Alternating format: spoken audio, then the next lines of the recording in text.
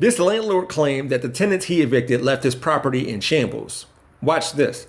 I will never understand why people lie on the internet with information that's so easily verifiable, especially like this. And in Florida too, with pretty open public records. Now, yeah, Gustavo, you have evicted tenants before. The last one was in 2019. However, that's not what's going on here, is it? See, you just bought this property in November, so it looks like you're renovating it. Because how convenient that they would just throw things in a pile and in a nice little trash bag too, right? That property right there looks the same, right? Here's Gustavo's TikTok page where his tagline is teaching the mindset needed to build generational wealth. He has a link tree where he highlights a free building wealth and mindset summit, Wealthonomics. Now, Gustavo's content gets a pretty good amount of traction and he appears to know what he's talking about. And the TikTok that Liz stitched of him lying about his former tenants has 14 million views. Plus, this one where he shows how much it will cost to flip that property, unintentionally telling on himself and revealing the lie, has 407,000 views. Comparatively speaking, Liz's truth has less than 1 million.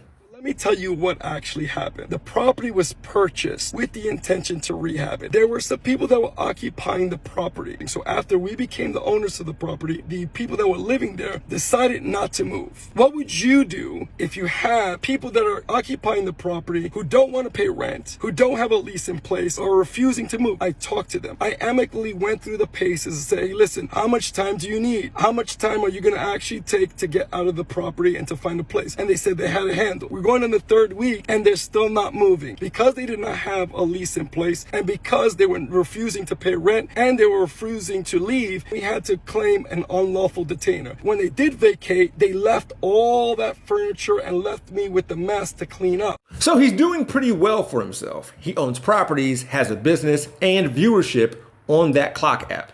However, and you own 5 properties in a trust. You have different trusts for your different properties. Good job. It probably, helps with all the traffic infractions that you have.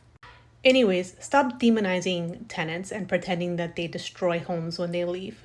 And stop lying on the internet for clout, especially when your name is your full name and public records are so open. But it wasn't enough for him. He had to demonize tenants in a time when it's difficult, to say the least, for the average American to buy a house, and it's harder for some to afford rent.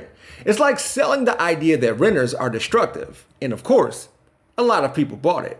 Have you met Ana Paulina Luna? Whether or not you have, who she is may change. But you can find out more about her by watching this video. Find the link in the description below. And you can also find me on my YouTube channel, We Gonna Be Alright. Or just click on the Jeff Wiggins hashtag. As always, my architect knows Japanese.